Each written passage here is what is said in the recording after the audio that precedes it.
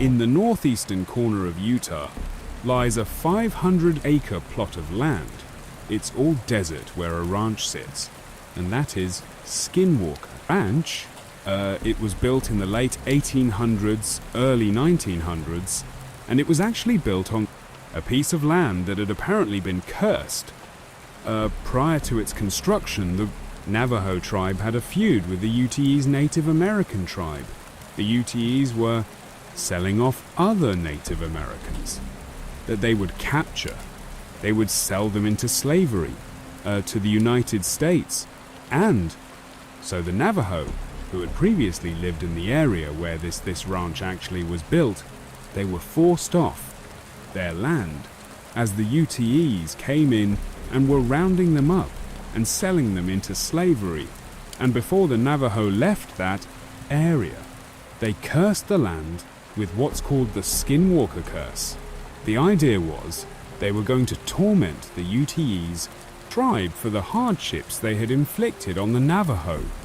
The Skinwalker curse, legend has, it is this curse where these witches descend on the area and take the form or wear the skin of various predatory animals in the area, namely large wolves and foxes. They inhabit those bodies and terrorize anybody in the cursed land. At some point, this ranch is actually built on the land that had apparently been cursed. It wasn't until many years later, when owners of that ranch started seeing predatory animals doing some very strange things in and around their property, that they did some research on. The area learned about this curse, and then before long, the nickname had stuck. In 1994, Terry and Gwen Sherman purchased Skinwalker Ranch. It had actually been abandoned by the previous owners for the last few years.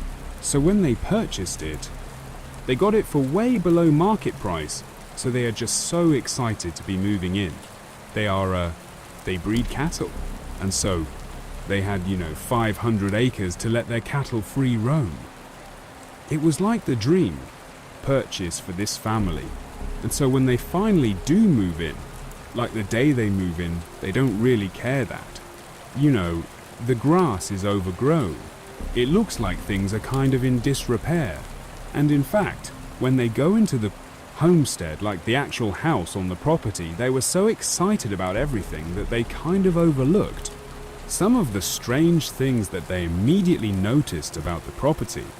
They go inside, and every window has a dead bolt on it, the inside and outside of every door in the house. Not just the doors leading outside, doors leading between rooms, had locks. The front and back side, they noticed the big pikes that were driven into the ground at the front door and back door of the property with massive chains stringing off of them, which looked like, pretty powerful guard dogs had been there. They're thinking to themselves, well, this is a huge piece of property. Perhaps the previous owners are a little bit paranoid because they're kind of isolated. And so they didn't really raise a red flag when, to be honest, had I moved into a property where every single door and window had multiple locks on it. They have these big guard dogs. I'd probably ask a couple questions, but you know what? Terry and Gwen, they're just so excited about this purchase that again, they kind of just overlook it. So, on the day that they are moving in, Terry and Gwen have some family members over to help them offload trucks and move stuff into the homestead. And it's during this process, as they're moving things out of the truck into the house. And again, you got to remember that the house is situated like right in the middle of the property. And you can see in like every direction, basically unobstructed, because it's basically open desert, with the exception of a couple areas that are, basically forests. And as they're offloading some of the stuff into the house, Terry looks out at one of these tree lines, and he notices this huge wolf, or what looks like a wolf, pretty well off in the distance, kind of meandering its way over towards them. But it's far enough off that this is not enough to be totally worried about it. After all, I mean, Terry was a rancher, and his family were fairly rugged. They carried weapons, and they were used to, protecting their livestock from predators. So this was not a, oh my goodness, I can't believe a wolf is near us. It was more like, okay, let's make a note that there's a wolf walking towards us. And so Terry he tells his family, hey guys, just, there's a wolf coming towards us right now. And the whole family is now standing near the truck, and they're watching this wolf. And Terry recalled, as he's staring out, watching this wolf that's kind of almost walking in like a snake, like a serpentine path towards them from hundreds of yards out. It's still quite a ways out. Terry notices that there was a fence that was out where this wolf is, and the fence was pretty big, and the spaces between posts were about 6 ft. When he had a good look at the wolf next to the fence, he could tell that the wolf was at least 6 t long. And he was thinking, like, are my eyes playing a trick on me? Like, that's an enormous wolf. That's the biggest wolf I've ever seen. But the wolf wasn't acting angry or aggressive. It was just kind of skulking its way towards some very nonchalant, broad daylight. And at some point, Terry and the family, they're standing behind the truck, and Terry said that they all had this feeling that the wolf was not going to harm them, and the wolf got about 100 yards away, and Terry and his family are transfixed. And he even said he didn't understand why they weren't scared or why they weren't, running away or shooting at it or something, but they didn't. All of them are just standing there watching this wolf that's massive, and the wolf is wagging its tail and acting like a domesticated dog.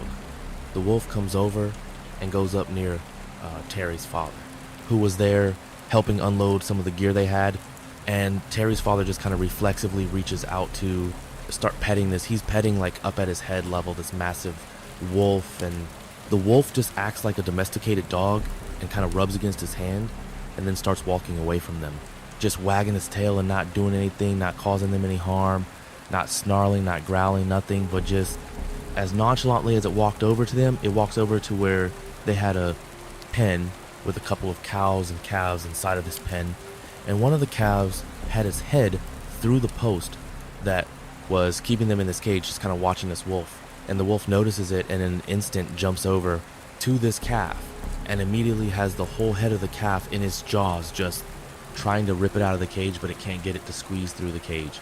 And so all of a sudden, Terry and his family are broken out of this weird trance, and Terry starts firing shots at the wolf it strikes. The wolf, and has no impact. They run over, they start hitting it with the back end of an axe. They're trying to get this thing off of the calf, because their livestock, that was their livelihood. And, these are rugged people, and they're trying to fight to save their property, to save their cows, and the wolf is just totally unaffected. It's not trying to attack Terry or his son that are trying to get rid of it. The wolf is just trying to attack the cow, but won't let go, and finally just kind of gives up on the calf, starts kind of retreating. Terry ends up getting his rifle, a high-powered rifle, and takes a shot at the wolf one more time, but again, it just has no impact on the wolf. And the wolf just, at some point, just as I guess bored, turns around and kind of trots off into the woods after they kind of were brought out of that initial trance, that they remember this horrible smell that's like foul, almost chemical smell that just permeated the whole area. After the wolf was there, Terry and his son, they decided to go track this wolf, because now there's this massive predator that's going to make owning cattle extremely difficult. And so they would have to go deal with this predator. And so instead of retreating into the house, they grabbed their weapons and they tracked the wolf that's now jogged off into the forest. And they make it to an area in the forest where the ground is very muddy and sawn.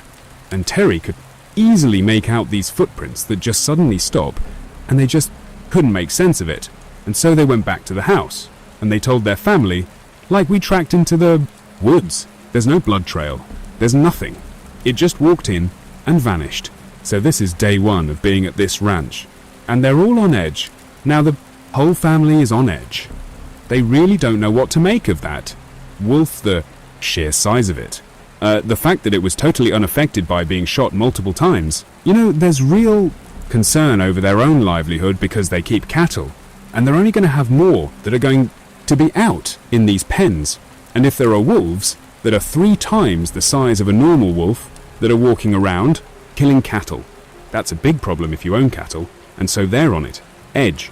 And they're all in a way trying almost not to talk about how crazy and how bizarre that encounter with the wolf was. They're treating it like it's just a normal predator problem. Like, man, we got to get those wolves.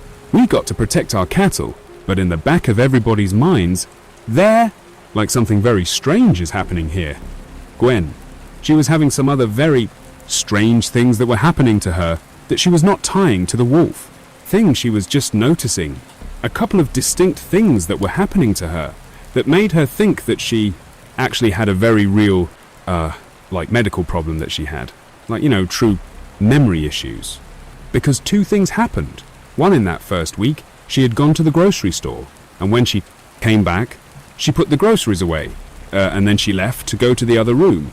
And when she came back, all the groceries were now back in the bags. So for like 20 minutes, she's just sitting there like dumbfounded with, did I put the groceries away? Same day, she goes to take a shower, and she hangs her towel in the bathroom like anyone would. And she takes a shower. And then when she gets out, the towel is missing. And she's like, She gets another towel, and she towels off.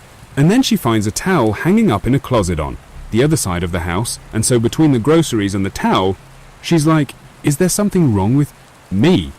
Am I like having a stroke? Am I having a medical issue here that I'm like literally losing my mind? And it wasn't until Terry actually had a similar experience that she started to wonder if this had to do with maybe that strangeness with the wolf. That maybe there's just something odd happening about this property. And it was Terry in that first week he had been digging holes for a new fence, and he had this big fence digging tool. It was about 70 pounds that he was using to dig the holes for the fence. And so he had taken a break. After making a bunch of posts for this fence, he took a break, left his fence digging tool, at the last place he had dug a post, and he went in to grab a bite to eat, came back out, and his fence digger is missing. And initially he just goes into the house, and he's like, hey, to his wife, to his kids, like, did you guys move my fence digger? Like, do you know what happened to it? Like, where is it? It's not out there. And they're like, no, we've been in the house the whole time. I have no idea. And so they couldn't find it. And a week goes by, and he's out patrolling his property looking for wolves. And in the tree, like well away from where he had been digging the post before, in the tree, his fence digging tool, that's 70 pounds, is pried. Like 70 feet in the air, strung up in this tree. So Terry comes back to the house, and he tells his family about the fence sticking tool being in the tree. And that's when Gwen tells Terry about her experiences with the groceries going back in the bag and a towel being moved around the house, and everybody in the family starts to really start being scared. We can't explain what's happening on this property, and we're very isolated. And what's the deal with all these locks on all the doors? I mean, they're starting to feel really concerned following the fence digging tool being found. Terry started to notice lights on his property initially, because this was the first couple of weeks they're there. He would see lights way at the far end of his property that looked like headlights, and he would think someone must have made a wrong turn that wound up on my property, and we're kind of out in the middle of nowhere, and they'll just leave. And so when he first started seeing these lights, that's what he assumed it was, just people making a wrong turn. But he started to see it so often that he wondered if people were illegally hunting on his property. And so one night he sees these lights on his property, and he goes out to investigate. In fact, he's angry. He's had all these strange things happen. His family's on edge, and now he's mad, and he's going to take it out on this person who's illegally hunting on his property. And he starts charging out to these lights, and he starts getting closer and closer, and he starts to realize it's not making any sound. If this was like a truck, it's not making any sound. And we're in an area where I could totally hear that if it was a vehicle. And he can't hear anything. And as he gets closer and closer, and lights start retreating from him without making a sound and then float up into the sky and disappear. And Terry's like, what is going on here? The winter rolls around. Then it's a particularly brutal winter. And one night he couldn't account for one of his cows. And so he's out looking for this one straight cow. And he searches his whole property. And there's only one area that he hasn't searched. And it's that forest where that giant wolf had disappeared after marching in there, and they tracked in there. And so he goes in there, and as soon as he gets to the tree line, he notices there's a bunch of footprints from what looks like a cow. And he's relieved because it's probably his. He follows it into the woods, and much like the wolf that had just disappeared in that muddy, like sawn area in the forest, in the same spot, the footprints that appeared to be this cow had also just well disappeared. And then over the course of the remainder of the winter, that would happen 4 more times. The animals would run away and just disappear without a trace. By the end of the winter, after all these animals have just mysteriously disappeared, Terry and his family, but Terry in particular has really gone into full paranoia mode. He at night would just like stalk his own property, like hiding behind bushes with his weapon, and like hope to see what was taking his cattle. And so one night, as he's, doing another fruitless search around his property, he catches out of his periphery what looks like a kind of mass of something moving around in the trees near his property. And at this point, he was kind of obscured by some shrubs and some plants. And so he kind of crouched down and looked out at the tree line.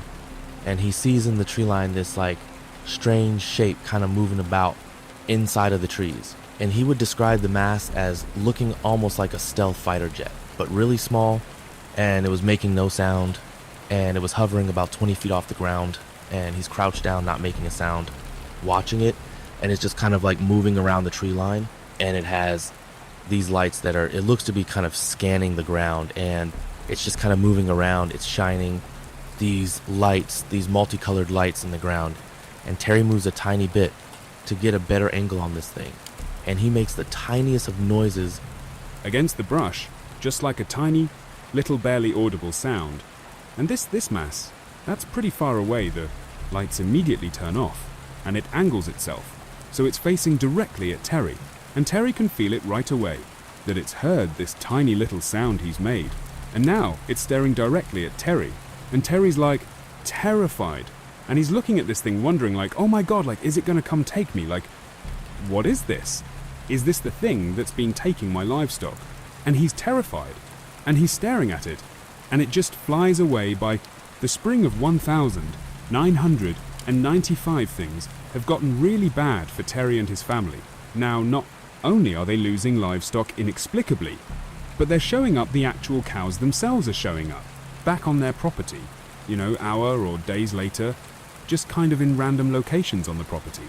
And they look like they've had surgery done, like precision cuts, and pieces of them are missing. And in addition, some very strange things are happening at the house at night. They would see these entities walking around their property, these humanoid. They described them as having no expression, just walking around their property. And sometimes they would walk right up to the glass, put their hands on the glass, and look in, but there was no face. And like Terry and his family, they had blinds down, and they would use the dead bolts on every single door and window. But they could hear them rapping at the glass, and they could hear them communicating in a language they didn't understand right outside of their house. And this became so regular that it was almost impossible to sleep. Terry's kids started performing very poorly in school because they weren't sleeping. Terry's wife, Gwen, she lost her job at the bank because she wasn't sleeping, and she was like delusional. They were all just at an absolute breaking point. Terry is now feeling totally disheartened one night. He's sitting on his porch with his rifle, and he notices out on the horizon a new phenomenon. He was used to seeing the lights on his property. That would be off in the distance, that would disappear. And, he had previously seen that kind of like fighter jet thing that was scanning the area. Like those were 2 types of lights he would see, but there was a new light he saw as he's sitting on his porch. It was almost like this orangey orb that appeared off in the distance. Since he had his rifle with a high-powered scope on it, he just lifts up his rifle and he looks through his high-powered scope and he zooms in all the way, and he can see that this orb, he describes it as a portal, that as he's looking at it, it has almost like an oval shape to it. And even though it was nighttime in the middle of the orange orb, is this blue sky? It's as if he's looking through a portal into another world where it's broad daylight and there's a sky. And he doesn't know what to make of it, but he can see that a black figure is crawling out of this portal into his property. And it looks just like the black entities that were basically walking around his property at night. In addition to these figures that are crawling, like, imagine that scene from The Ring, where the girl crawls out of the well, that they're crawling out of this portal into his property, and then scurrying away into the tree line. And he sees weird craft as well, coming into his property through this portal.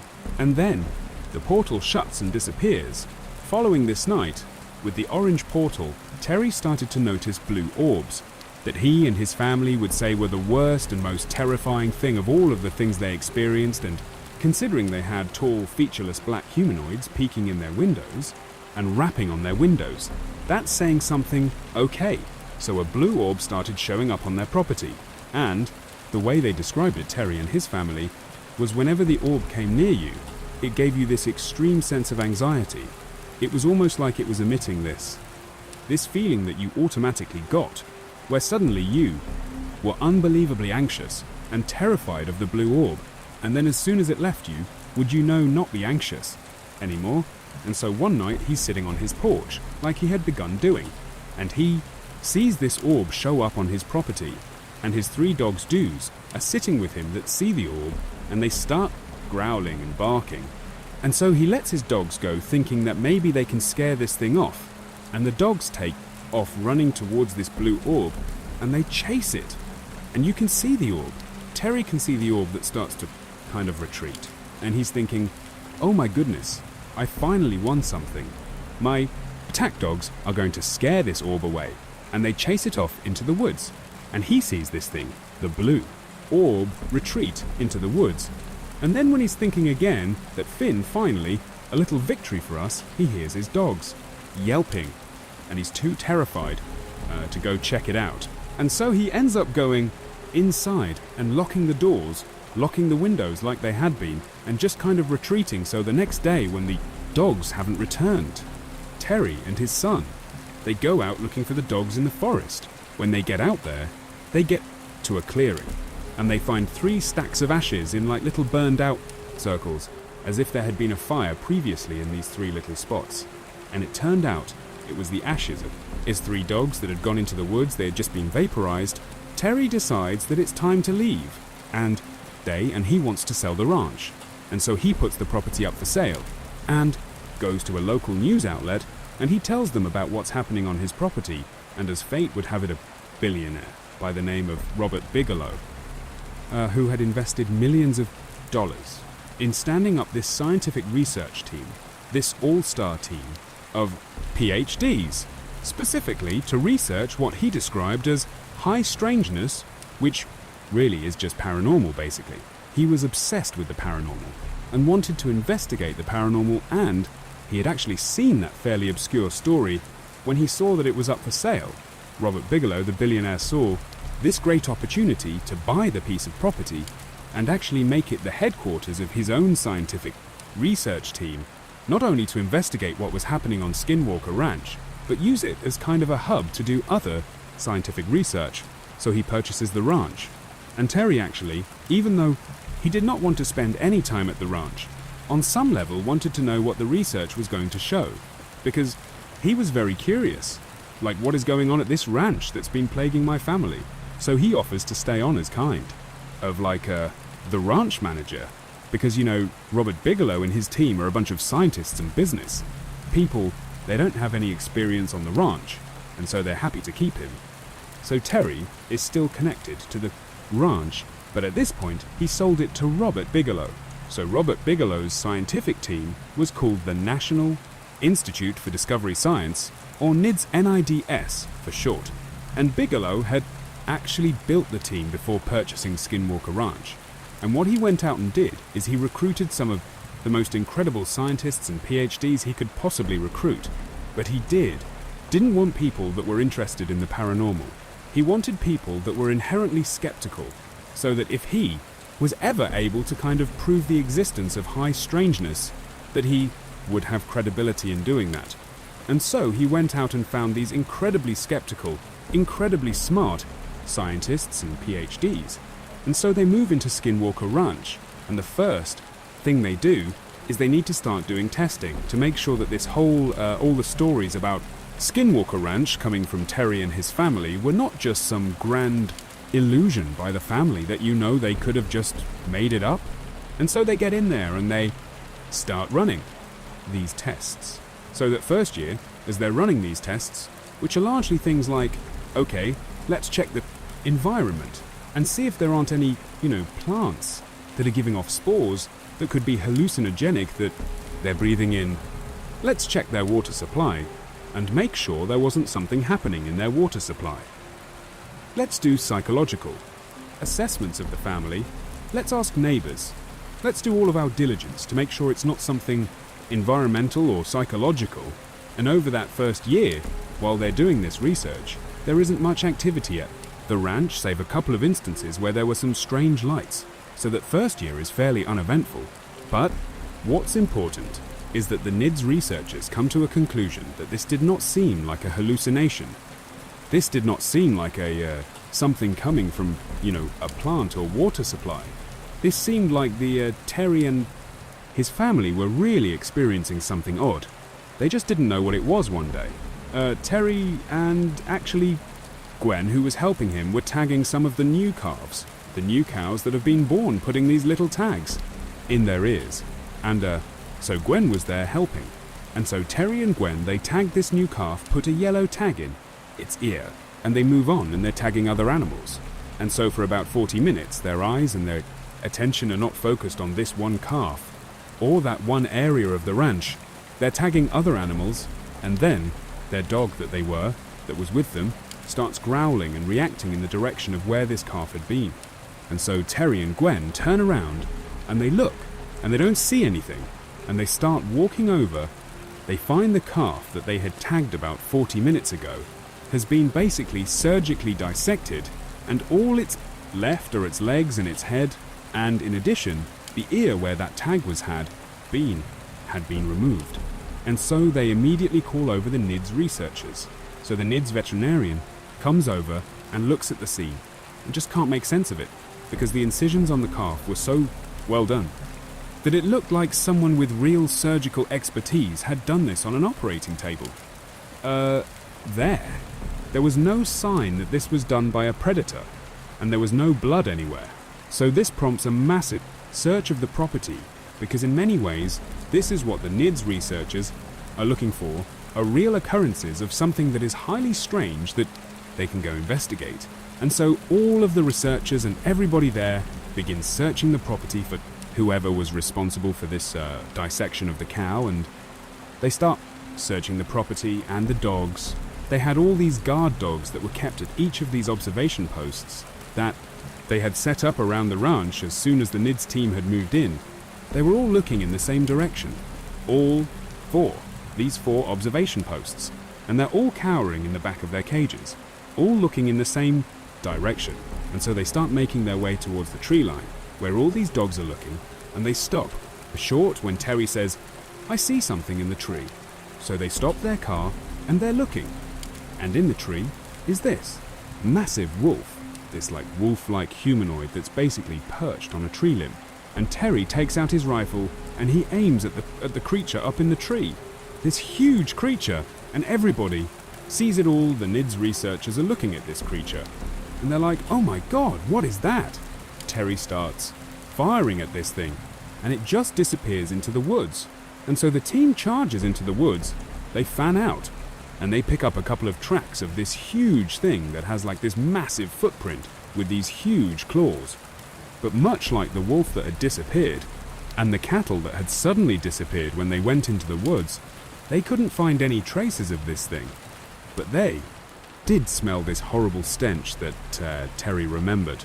Smelling it stuck with him, that first day when that large wolf had come over, on the very first day they were moving in, it was that same smell, but they couldn't find this huge animal. So dumbfounded, the NIDS researchers just go back to the property and no one can make sense of it. And you know they have the footprint, and they have their own eyewitness testimony.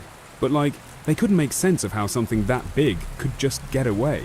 And so, over the following month, they're searching the property, and they're looking for any more signs of this huge creature or anything new.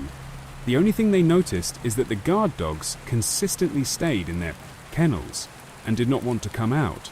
They were acting like they were kind of being hunted, and they were they were cowering quite a bit, and they were scared to go out in the open, but they couldn't find anything. So it was around this time that Terry and Gwen are kind of back to doing work around the ranch.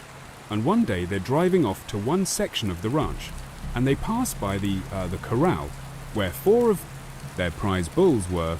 These are very expensive animals that are all in this enclosure. And so they drive past, and they take a mental note that they're seeing these bulls in this enclosure, and they drive off to the other side of the ranch where they're doing some work, tagging animals and, building fences, whatever it is they were doing. But when they come back and they round corner where they're first able to see that corral of bulls again, they are like, where are they? Because the bulls were not in their enclosure, and they weren't anywhere, and so they're panicked, because these are very expensive animals, and they run over, and Terry sees that the gates to the corral are still locked, but there's no bulls in there. There's no sign of a struggle or anything, and it just so happens that right next to the corral was this fairly small trailer that hadn't been used in years. In fact, it was literally wired shut. It was just sitting there, and Terry just, for whatever reason, runs over and looks in one of the windows, and inside of this tiny enclosure are these 4 bulls, completely calm, all crammed into this tiny trailer. They could barely fit. They're not fighting with each other or anything. They're just calmly sitting there as if they're in some kind of a trance. And Terry yells to Gwen hey, they're over here, they're right here, and it startles the bulls out of their trance. They start panicking and kicking, and they end up getting them out of this enclosure, and it takes them hours to finally round them up and get them back in the corral. But they're unharmed. But it is almost impossible to get even one bull into that small of an enclosure. It would take hours to maybe be successful at doing that. To get 4 bulls into that enclosure was pretty much impossible, and to do it when they basically were after they were in there, is also somewhat impossible. And it was important to note that Terry saw when he looked in, the window that the only entrance to that trailer was wired shut still. It had not been undone. In fact, the cobwebs at the corner, where the opening basically formed with the sides of the trailer, they were still intact, like it had not opened, and it made no sense how those bulls got in there. And so the NIDS researchers come over, and they can't make sense of it either. Upon further investigation, the NIDS researchers found that the bars of the corral that held the bulls a section of it had been highly magnetized. And so, while they're doing this research, trying to figure out if magnetic fields had anything to do with the strange occurrences at the ranch, 2 of the NIDS researchers were on the outskirts of the property, using their compass to look for magnetic fields, and they started smelling. They both reported smelling that horrible metallic, rotting smell that other people had reported smelling anytime they saw that large wolf creature. And when they started smelling it, their compass started to flitter and then pointed away from north towards wherever the smell was. And they remember thinking that they felt like they were being watched. And it went on for a few moments, and their compass didn't waver. It was aimed in the direction of the smell, and they're both on opposite sides, pointing in the same direction. And then at some point, the smell stops, and they stop feeling anxious. And then North Arrow go back to the way they should have been, and then one of the most terrifying of all of the paranormal occurrences that happened at Skinwalker Ranch happened at the very end of 1997. 2 NIDS researchers were up on a ridgeline overlooking the homestead. Every night, it became commonplace to basically position NIDS researchers all over the property to basically be on the lookout for weird things that are happening. And these two researchers are up on this ridge, kind of obscured and hidden, and they see this orange orb take shape right near the homestead, and one of them had infrared goggles, and so he looks down at the orb, and he can clearly make out that it's this oval-shaped opening that sounded an awful lot like what Terry had seen on his porch when he saw that humanoid creature crawling out of the portal into his property. Well, these two researchers are looking at this portal, and they see the same thing. They see this black human-like creature crawling out of this orange portal onto the ground, and then it starts running up the hill towards them, and they are like frozen with fear. They start smelling that horrible, rotting, metallic smell as this big, human-like creature bounds up the mountain, and they can hear the shale under its feet as it runs up, and it goes right past them, about 30 feet away from them. They're looking at it, and barrels past them at a full sprint up into the mountainside the following year, in 1998. The activity on the ranch declined significantly. All they have was the occasional strange lights, here and there, but for the most part it was done. And in fact, even though NIDS remained on the property by 2004, the research just wasn't amounting to anything, so they pulled the plug on the operation. They did have footage of a number of the lights that were seen, but again, no one's going to take a picture of some random lights and say, oh there, Yugo proof. You know, they demonstrated that there were, magnetic fields, and they have images of these calves that would reappear after looking like they had surgery done to them. They had hundreds of eyewitness reports. They have all this information, but none of it was really definitive proof, which was very frustrating to Robert Bigelow, to Terry and his family. And the way they described it is they felt like they were dealing with an entity or a group of entities that were just consistently one step ahead of them, that they could catch glimpses of what they were doing, but it was never enough to really understand what was happening. They never felt like they were in control. It was always clear that this entity, or these entities, were in control of the situation, and they never were in a good position to really record hard data or get good footage. Not to mention, this is 1998. This is the late 90s. No one just had an iPhone. They can pull out and snap pictures you had, like real cameras. And so the best they could do was some pictures of light, and some of the animals that had been mutilated. There's been numerous books put together by some of the people that were a part of this NIDS research team, and to this day, they believe that what they saw was a result of some paranormal activity, and to this day, many people believe that this is one of the most credible instances of a paranormal activity occurring. Many people have claimed over the years to have been abducted by aliens, and realistically, there's no tangible evidence that any human being has ever actually set foot in an extraterrestrial spacecraft or another dimension or anything like that. It's just these crazy stories from people that claim this happened to them, and while many of these stories are very quickly cast aside as absolute hoax, not true, not accurate, there's one abduction story that is universally regarded as the most believable and most famous. Alien abduction story, and that is of Travis Walton. What made this case so famous is that unlike all of the other alien abduction cases where there was never any proof, it was usually one person's first-hand account. In this case, you have a full-scale police investigation. You have up to 16 lie detector tests that were taken by Travis Walton himself, along with the other witnesses and people that were there, and you have a group of 6 level-headed guys that actually witnessed the abduction take place and have stuck to their story and have passed all lie detector tests and have never changed their story in 40 years. And you would think that at some point you might change your story because they came under incredible scrutiny.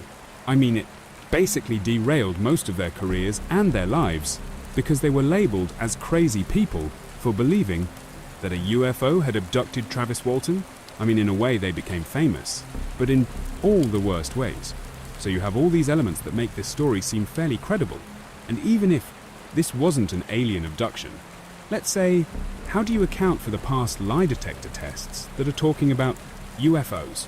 How do you account for the fact that Travis Walton was really missing for 5 days and has no idea where he was? And there was a full search effort to find him in the area where he would have been, so lots of unanswered questions, but the story itself of when he was actually abducted, and then his own story about what happened once he had been abducted, it makes for just an incredible story. It's been converted into books and movies, and to this day it remains one of, if not the single most fascinating, purported alien abduction stories ever. The Travis Walton abduction and Rendlesham Forest UFO incident true alien encounters. Two of the most shocking UFO encounters in history, Travis Walton's abduction and the Rendlesham Forest UFO incident, continue to raise questions.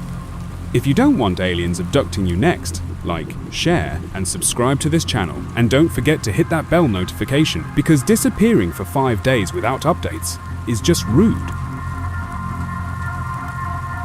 In 1975, Travis Walton, who was 22 years old at the time, had developed a bad boy reputation in his hometown of Snowflake, Arizona. You know, he rode a noisy Harley-Davidson motorcycle through town. He was a wild bull rider, and he was a boxer.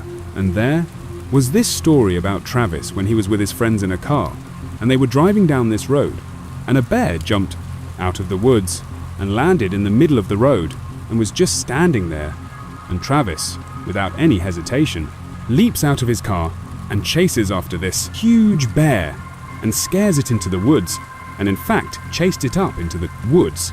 So Travis was just known as this kind of rebel, problem child a little bit. But he was beloved by his friends. He was just like one of those cool guys that he did it his own way. So Travis and these 6 other men that he worked with were loggers. They were given contracts, and they would go out and they would clear trees in a certain area.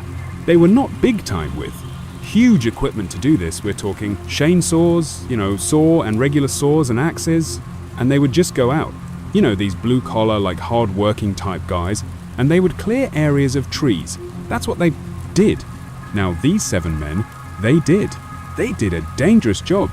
I mean, you're cutting down these huge trees, and you're usually working pretty quickly. You're operating, chainsaws that are pretty dangerous. And Mike Rogers, who was the crew boss, who was there the day of this event, he described. In a number of his interviews, that the men that he hired to do these jobs, they needed to be incredibly level-headed.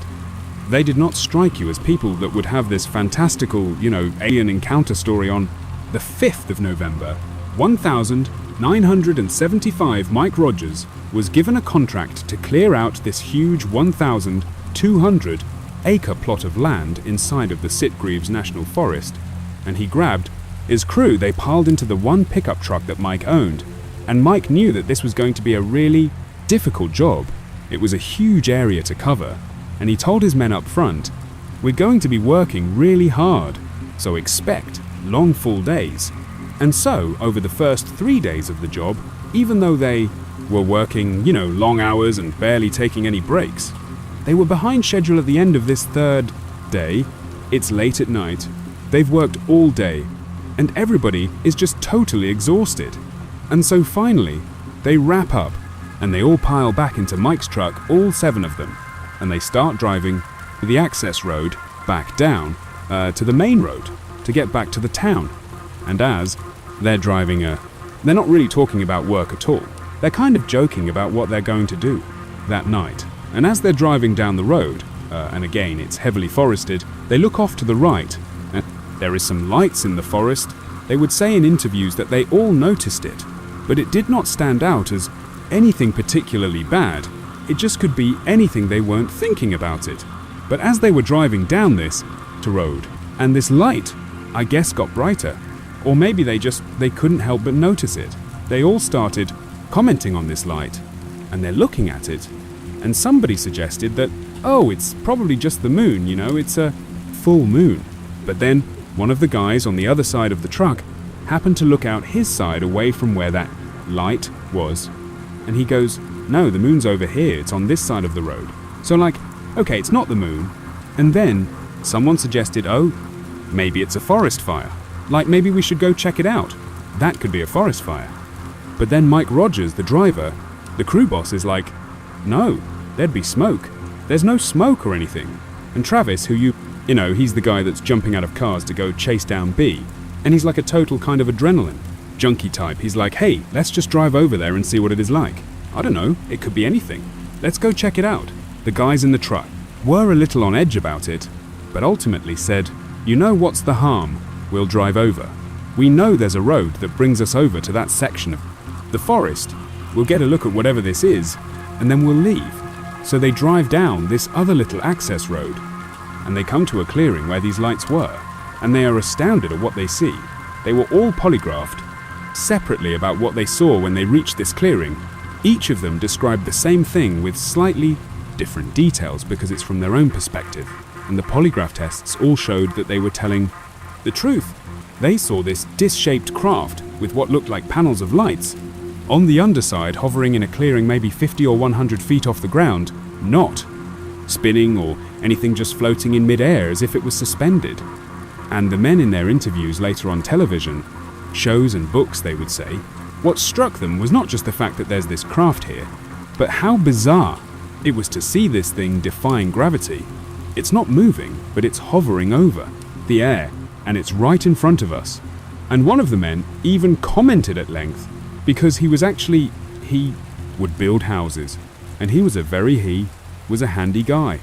And he started talking about the structural framework of this craft. He could see that there was really impressive engineering on the underside of this craft. It was just this beautiful machine, and they're looking at it. And Travis is so excited when they get to this clearing, he doesn't even know what he's looking at. But much like the bear, where he jumps out and chases the bear as soon as they were almost at a stop in this clearing, right next to the ship, he's jumping out of the car. Nobody else is just Travis, and he starts walking just a little ways away from the car towards this craft. The craft doesn't move. The craft is maybe, from where they parked, maybe 50 or 100 feet away from them, and then 50 or 100 feet in the air, and the crew doesn't say anything. They're just dumbfounded by what they're looking at. Travis is also dumbfounded, but he's walking towards the ship, and he would say in an interview that he was frightened, but he was mostly curious. He knew he was looking at something that no one knew what it was, some sort of craft. They didn't know what it was, but it was fascinating to him, and he kept walking closer and closer and closer to it. And as the crew kind of came out of their initial shock of seeing this unidentified flying object in the sky, they start yelling for Travis to come back. They had this bad sense that something was going to happen, and they thought, you shouldn't go near it, like come back. Not to mention it's hovering in the air. What if it falls? And it lands on you like, hey Travis, come back over here. And then it was like once one person started yelling for Travis to come back, they all did. And so Travis remembered hearing them screaming for him to come back to the car, but he's not really paying any attention. He's still walking, and finally he stops. He's just looking at it, and Travis would say he was just struck at just the beauty of the underside of this craft, with all these different panels of lights built into it, was this incredible piece of machinery. And he's looking at it, and then all of a sudden, it starts spinning just a little bit, and it starts emitting this noise that all of them reported. Hearing this loud mechanical sound, and now the yells from the crew are getting louder and louder, and Travis would say that he knew he needed to turn around and go back, but he just wanted to look for a few more seconds, and he is about to turn and go back to the truck, when all of a sudden a beam of light comes out and strikes Travis like a lightning strike, and all of the crew saw this happen. He gets blown 20 feet away, like he gets lifted off the ground and thrown 20 feet, and they watched it happen. And again, in all of their polygraph tests, they all said the same thing. All passed. He was hit by a ray of light from this UFO, knocked him 20 feet back. Mike Rogers, in a panic, along with everybody else in the crew, they just decide to leave, and they're convincing themselves as Mike is driving away like a maniac, leaving Travis behind. They're convincing themselves that he's dead already. We just watched him get shot by something. We don't know what that is, and they're freaked out. They don't even know what they saw. They're crying. They're hysterical. These are grown men, just absolutely terrified. And they're driving a little ways until finally Mike just hits the brakes and he stops. And Mike is like, we have to go back for him. He was like, if you guys want to stay here and wait for me, that's fine. But this truck is going back to get Travis. And so the idea of waiting out in the open after seeing what they just saw was even worse than going back. They wanted to stay together, so a little bit begrudgingly, although they knew they needed to, they all got back in the truck, turned around and started driving back, up to the UFO site. As they make it back up, they notice that there is no lights up there.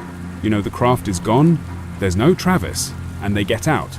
And now, Mike is uncontrollably crying, because he feels like they just abandoned him.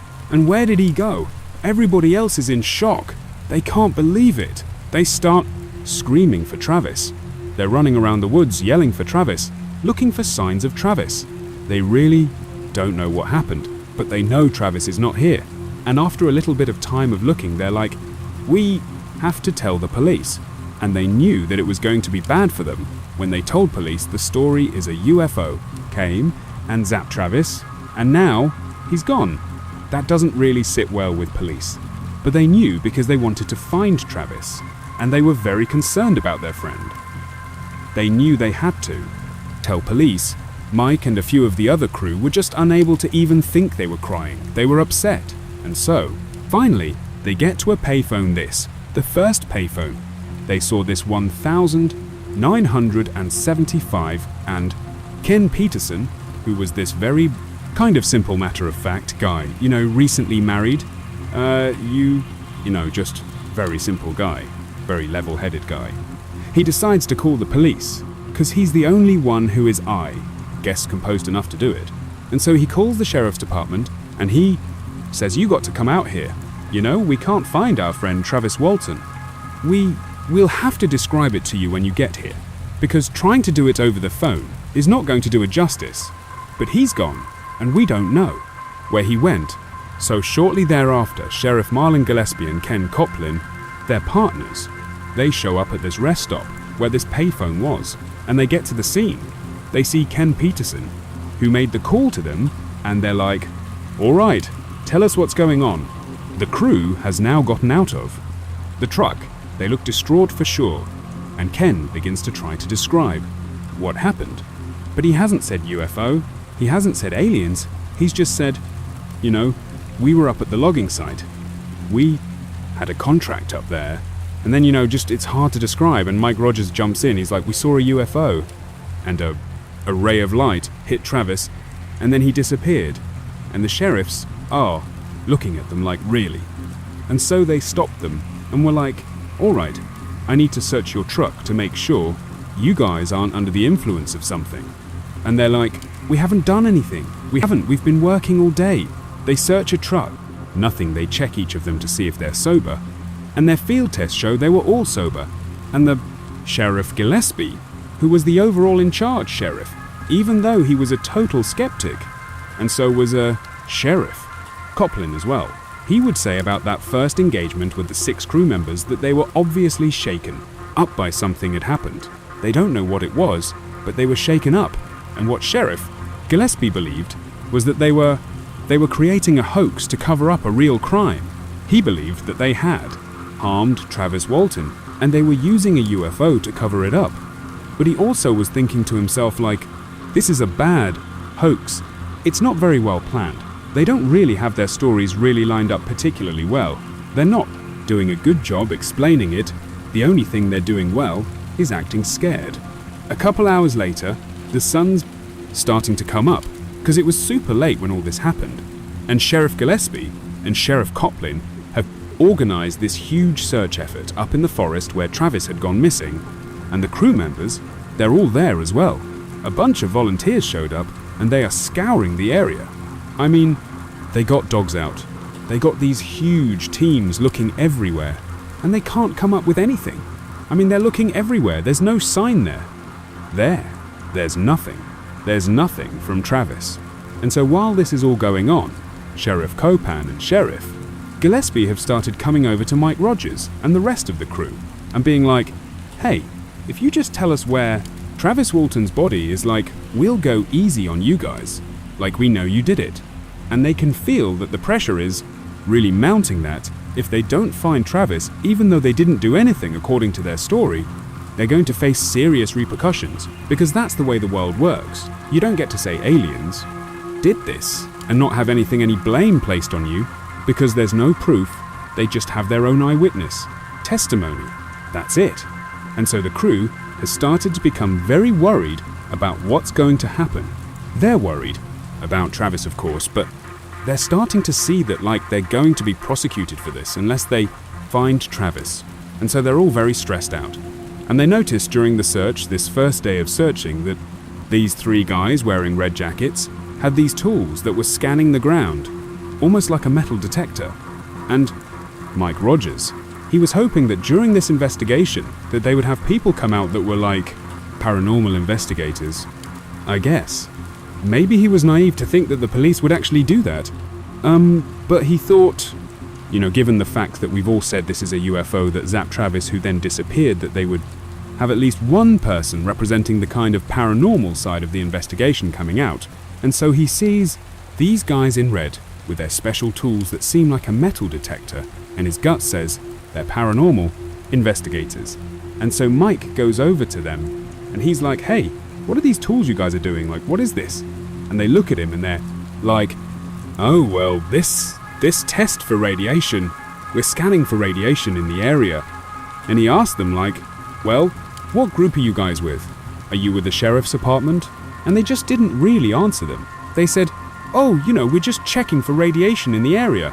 This is just what we do."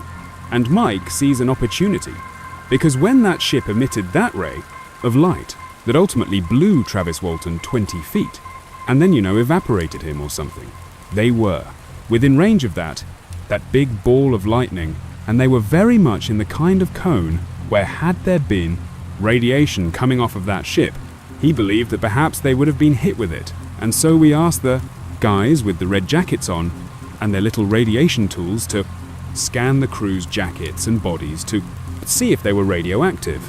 And so the crew comes over and they scan them, and there's nothing. There's no trace elements of radioactivity. They're like, "No, there's nothing." And then Mike realizes that from the time they called the sheriff until this search, they had all the crew gone home and changed, then come out to do the search. And so we thought, well, then any of the radioactive materials would have been on our clothes, which aren't here, but we have our hard hats in the back of the truck that were out here the whole time. They were potentially exposed to whatever was out. Was there from the ship. Can you test those?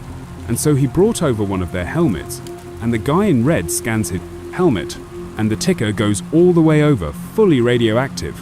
And the guy in red, looked up at Mike and looked down at the helmet, and he's scanning it, and he's looking at him kind of trying to size him up. And then he turns, and he kind of gestures at the other 2 in red and tells him to stop doing what they're doing. And they come over, and they're scanning the helmets as well. And then without any indication of what the results were, what this meant. Because Mike is kind of waiting for them to tell them what's going to happen. The guys in red just turn around and say, "Okay," and they just start walking away. And Mike's like, "Well, wait, what does this mean?" And they don't turn around, and they just walk away from the search site. And so the other crew are watching this happened too. And Mike and the crew are trying to get them to come back, but they're not turning around. They're just leaving, and then they're gone. And so Mike goes over to the sheriffs, who they know the sheriffs. Think they did something to Travis.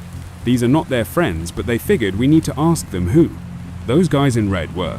So they go over to Sheriff Gillespie, and they're like, "Hey, who are those guys in red jackets with the radio, with the radiation detectors?" And Sheriff G's like, "Who?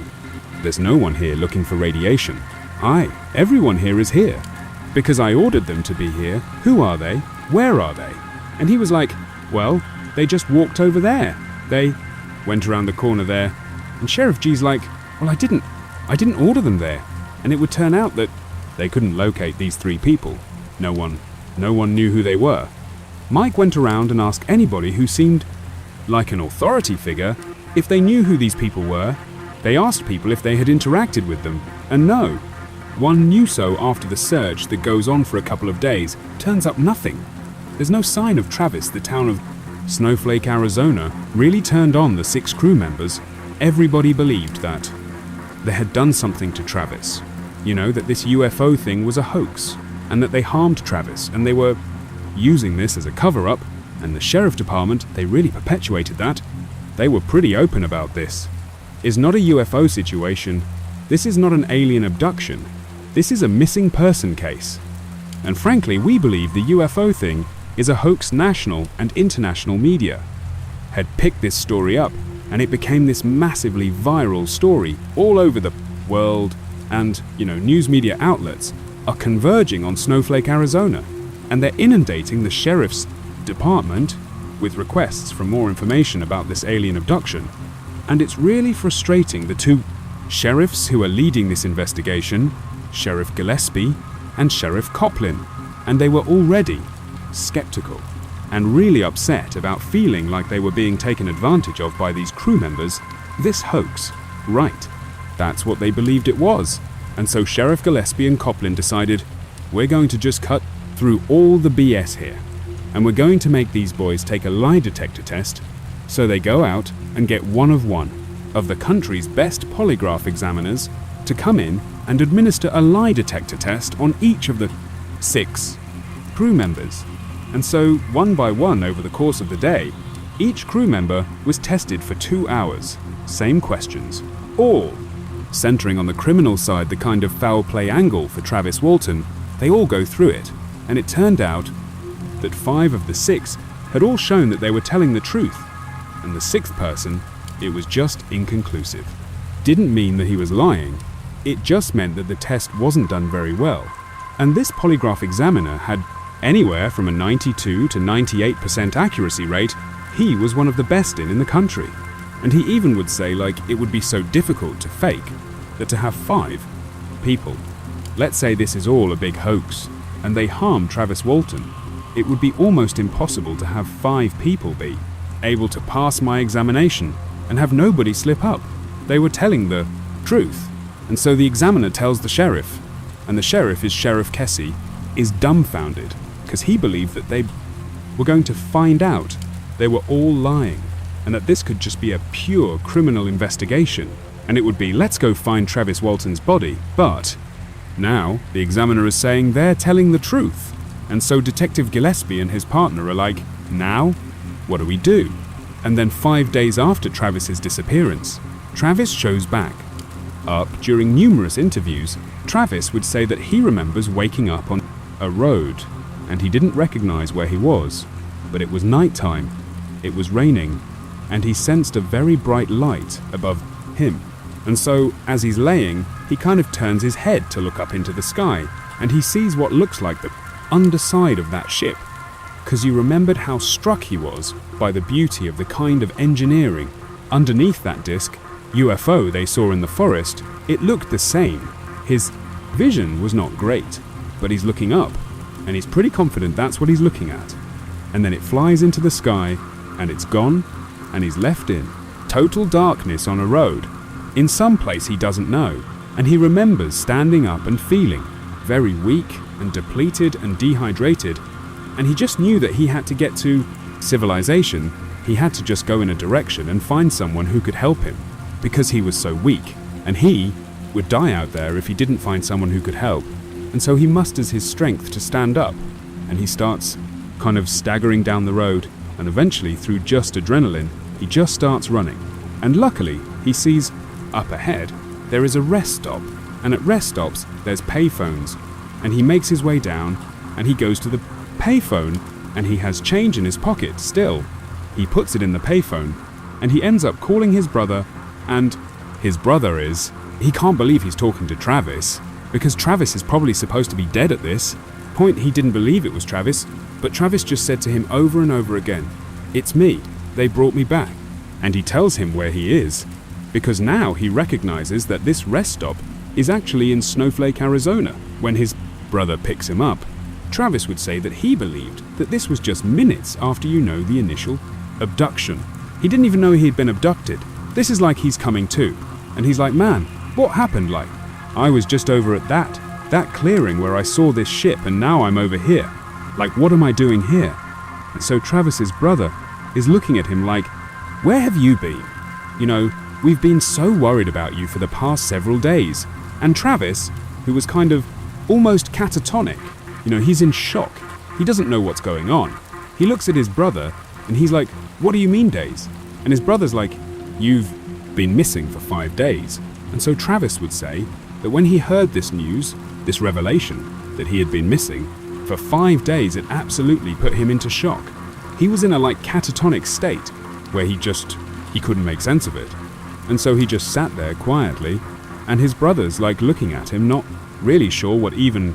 For 5 days it absolutely put him into shock.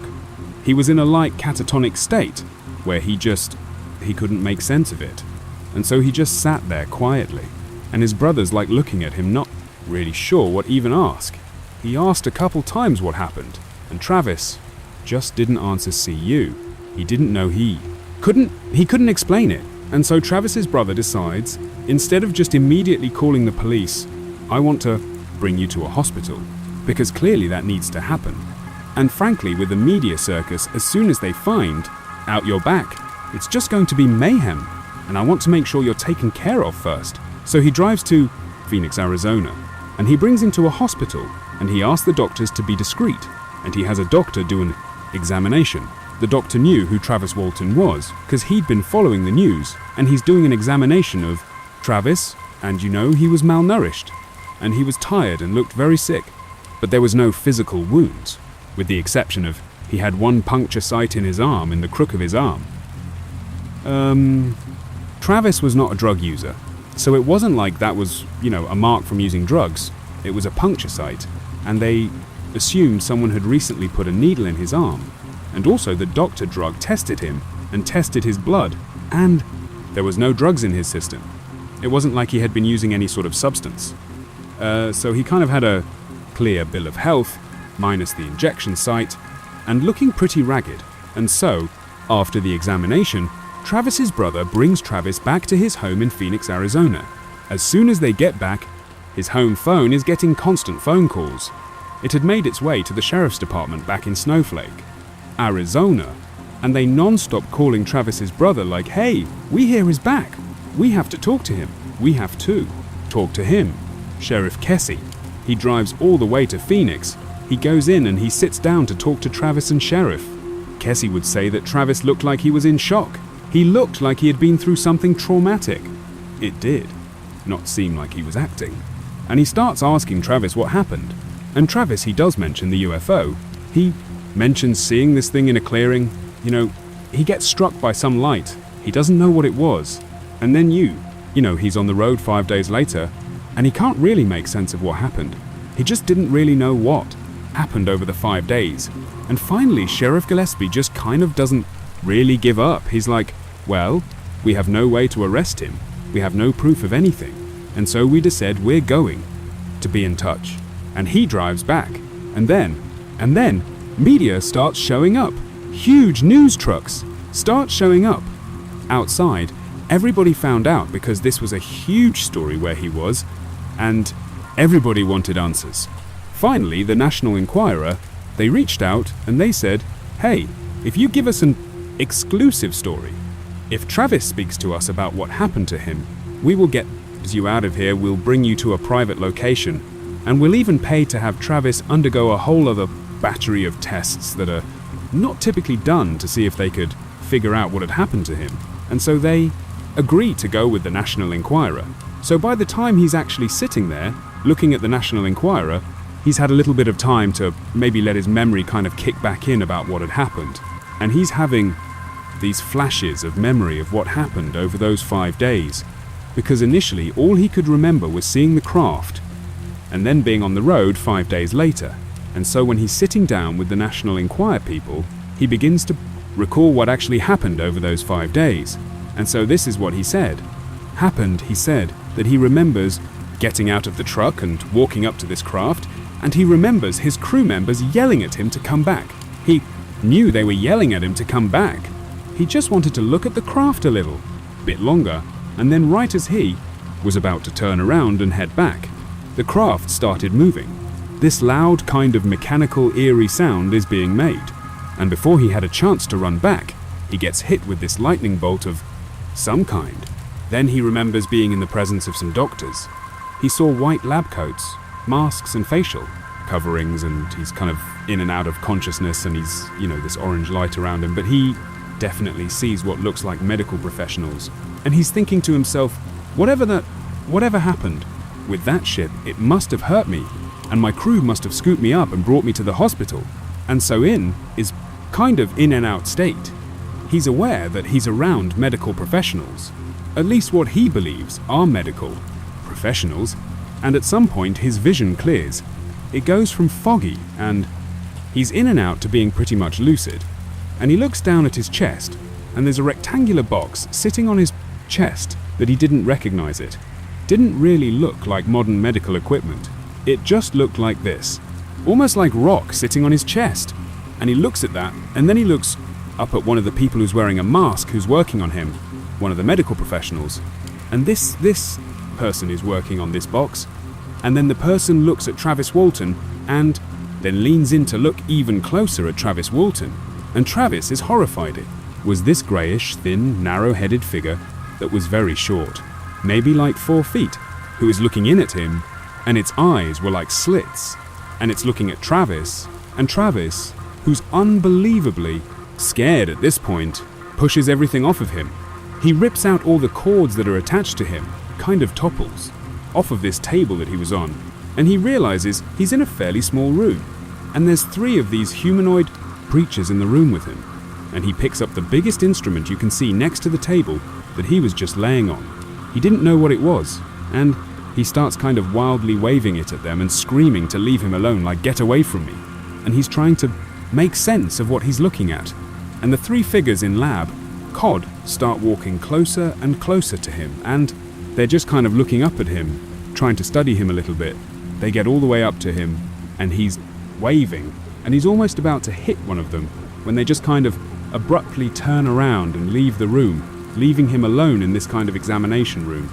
And as soon as they leave, he watches them go down the little outside to the door down the little hallway, and they turn left. And so he's practically paralyzed with fear, but he knows if he can't get out of this room, he's done for. And so finally he kind of gets himself together, and he walks past the examination table. He goes down the hallway outside of the door, and instead of going left where they went, he kind of sneaks off to the right, starts walking, and he comes to another room, and it's a room that has a single chair in it. It's this tiny little room with a chair, and the chair is turned away from him. He begins to peer around the chair, and he sees that no one is sitting there, so he goes in front of the chair, and he's like touching the wall, looking for a doorknob or any sort of mechanism that can get him out of this room. And he said, like the room, it was like this, perfectly flat. Everything was flat and smooth. There was no door handles. He couldn't find a way out, and he ultimately sees on the chair that it looks like there's some buttons on the chair itself, and he pushes all these buttons on the chair and nothing happens. And then in the doorway where he came in, suddenly a man, appears in the doorway who's wearing what looks like a spacesuit, like an astronaut suit. And Travis is so immediately relieved, even though the weirdness of him being in an astronaut suit is pretty high. But he's like, it's a human, and he doesn't know what to think about the fact that he's now excited to see a human, right? Like, it's terrifying that you were just around these non-humans, but he's like in panic mode. Now he sees another human being, and he runs over to him and he says, please, you got to help me. I don't know where I am. Where are we? What is this? What's going on? And he notices that the eyes of this person inside of the spacesuit, it's a man who at least looks like a man, but his eyes are distant. He's not making eye contact with Travis. It's like he's in a trance. And he said his eyes just seemed off, like they weren't focused on him, it would be. Like if you're talking to someone, but they were like permanently looking away from you, there was just something off about him. And he never spoke. And so he's trying to ask this guy, like, where are we? And the guy takes him by the arm, and he just starts leading him back into the hall where he came from, and continued down the hall. Not back towards the room where he was originally, but down the hall in the other direction. And they get to another door, and he opens it up, and he and Trav the whole time is like pleading with this guy to help him. And he thinks that this guy is helping him. He thinks that said this is his savior, and he feels relieved that a human being, albeit a strange human being, is helping him. And eventually, he stops asking him any questions, because the guy in the space suit's just not reacting to him. They open this door, and they go down into this huge hangar where there's all these spacecraft that look just like the one that he saw in the clearing, that Travis saw in the clearing, and they start walking down between all these spacecraft that are just hovering, much like they were hovering in the forest, seemingly able to just defy gravity. And the whole time this guy in the space is saying nothing. And Travis is like, what? Is this? What are these craft? Is this military saying nothing? They walk to the far side of the hangar, and they open up another door, and they go into this bright white room, and there's 3 more human-like people with the strange eye thing going on in spacesuits that are standing there next to another medical table, and they're looking not at Travis, but their bodies are aimed in the direction of the door they came in through. Travis goes in, and he sees these 3, and he thinks these people are here to save me. Like again, I feel relieved to see humans, albeit strange, humans, but nonetheless humans, and the guy who had brought him in there continues to lead him over to the 3 other people, and they pick him up and they put him on the table, and he starts kind of resisting because he doesn't know what they're doing. They're not speaking. He's like, what are you doing? And they force him onto this table, and he's feeling pretty weak at this point, and they take a gas mask and they put it over his face, and then he blacks out. And his next memory after that is when he woke up on the road and had the light above him that flew away, and he had to run down to the payphone to call his brother Travis, did not immediately go and speak to the crew members that were there that night. It took quite a bit of time. He was talking to press, he was, doing interviews, the police wanted to talk to him. There's a lot going on. But he eventually got together with the other 6 crew members, and they all met up at Mike Rogers, the crew boss's house, and they just said, you got to tell us what happened. And so he sits down and he tells the story. All of them believed him. They didn't want to believe him, but they believed him because they saw the first half of the story. They saw it for themselves, and once he was done telling it, they didn't really have that many questions. They just felt bad. They felt like if they had just stayed there and taken Travis, he wouldn't have been taken, but they didn't know that. And so all of them would leave Mike's house that day, and they would all go their separate ways. They did not stay in touch. They went their separate ways. It was like this hugely traumatic event that even to this day, 40 plus years later, when they talk about it, they're often brought to tears. Ken Peterson, his interviews are particularly striking because when he talks about it, he's an older man now, and he says to this day, I'm scared to look out my window because I'm afraid I'm going to see a spaceship, and he starts crying when he talks about it. The winter air was sharp, biting at any exposed skin. It was the 26th of December 1980, and the frozen ground of Rendlesham Forest crunched softly underfoot as the wind whispered through the skeletal trees. The moon hung low, casting a pale glow over the quiet English woodland. Just beyond the trees, RAF Bentwaters and RAF Woodbridge stood on high alert, 2 US Air Force bases playing a crucial role in Cold War surveillance. Armed guards patrolled the perimeter, their breath visible in the freezing air. Security cameras monitored every entrance. Radar systems scanned the skies, and yet, despite this constant vigilance, something managed to slip through undetected. It started with the lights. Flickering among the trees, they appeared too structured, too vibrant to be anything natural. Red, blue, and white pulses cut through the darkness, casting erratic shadows across the frost-covered earth. The lights moved not like a plane, not like a flare, but with deliberate precision, weaving through the trees as if they had purpose. The air itself felt different, almost electric. A faint hum vibrated through the stillness, sending a chill through anyone who stepped too close. Some later described a strange metallic taste in their mouths. an odd sensation that made them feel as if something unseen was altering the very atmosphere around them. For a place so closely guarded, so meticulously controlled, the presence of this unknown phenomenon was impossible to explain. Security systems had detected nothing. No alarms had sounded. And yet, something was here, something unaccounted. But in that moment, as the lights continued to dance through the trees, those who stood witness knew only one thing for certain: this was not of this world. Night 1, the 26th of December, 1980. Just after midnight, radar operators at RAF Bentwaters detected something unusual, an unidentified object, moving erratically across the screen before vanishing without explanation. At nearly the same time, Air Force security patrols stationed near the perimeter reported seeing strange lights descending into the dense, fog-laden trees of Rendlesham Forest.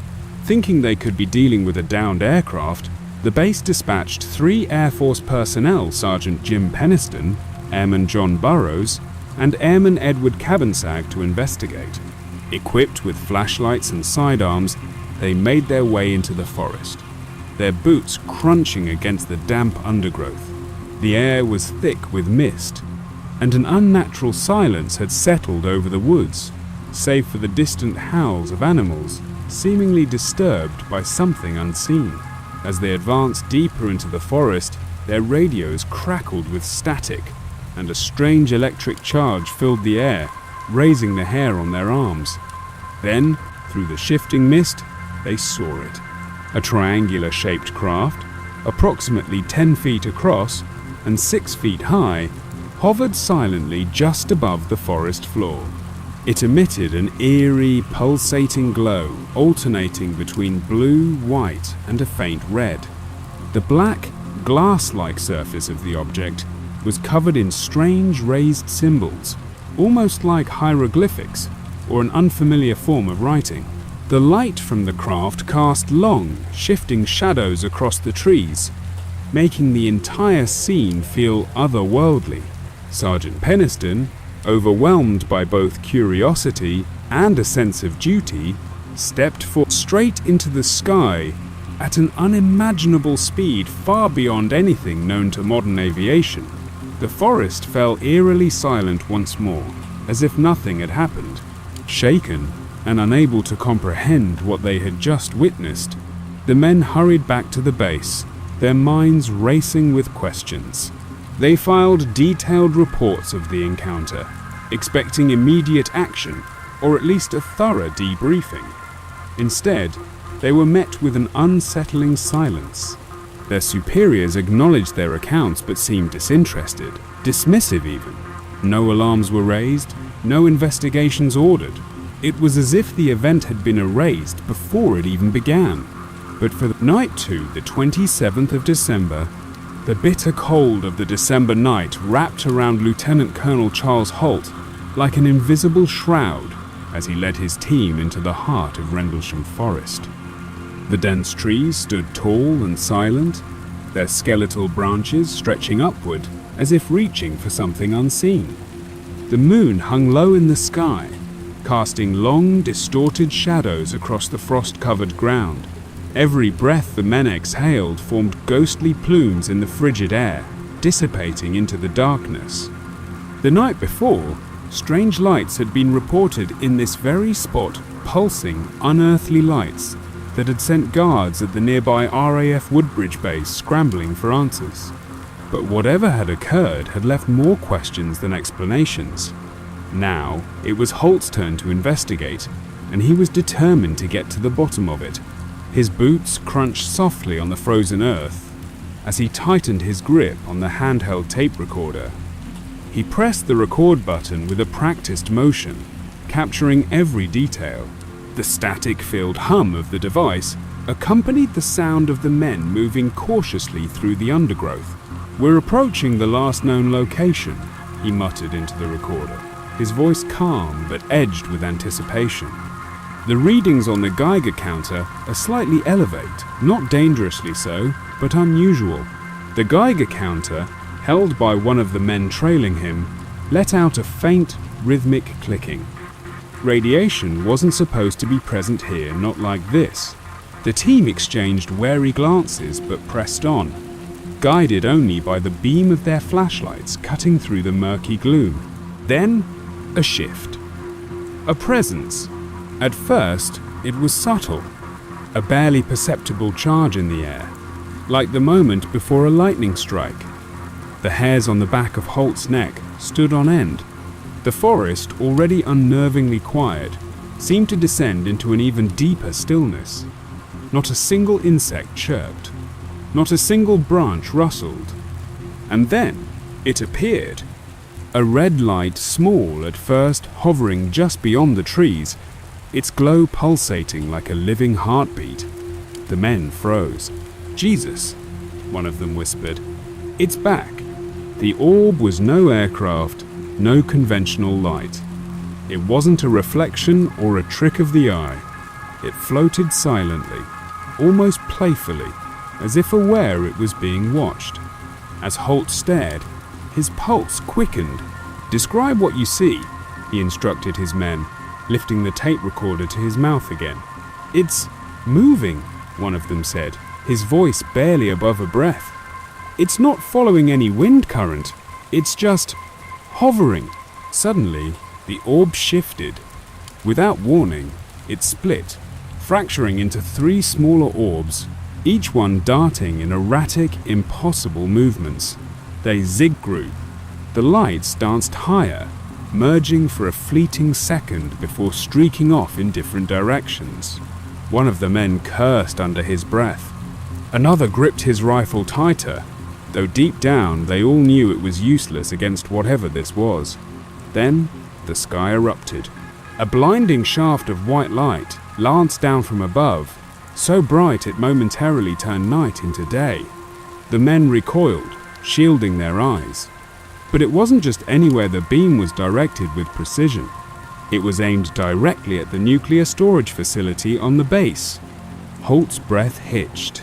His mind raced, logic desperately grappling for an explanation. No conventional aircraft could do this. No satellite, no known technology had this level of control. And yet, here it was, unfolding before their very eyes. "It's coming this way."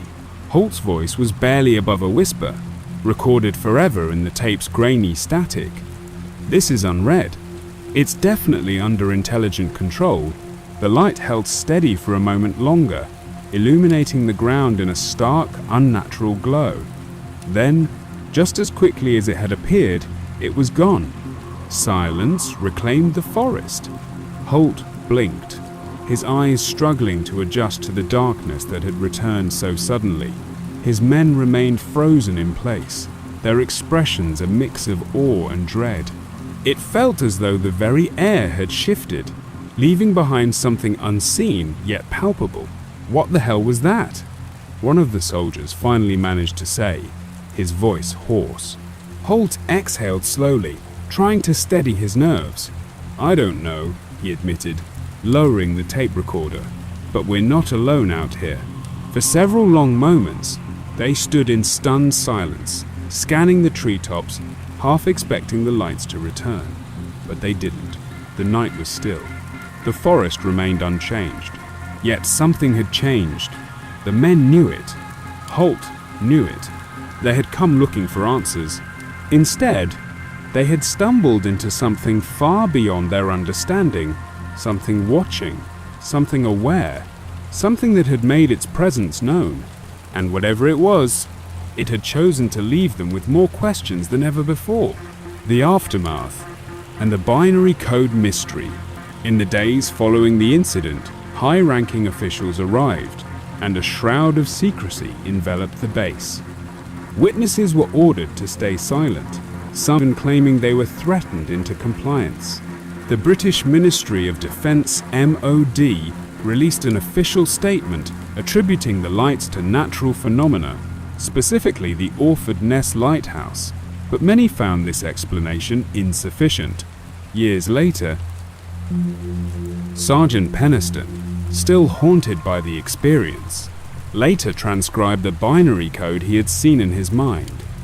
When it was finally translated, the message read, "Exploration of humanity, continuous for planetary advance." To this day, the Rendlesham Forest incident remains one of the most credible UFO encounters in history.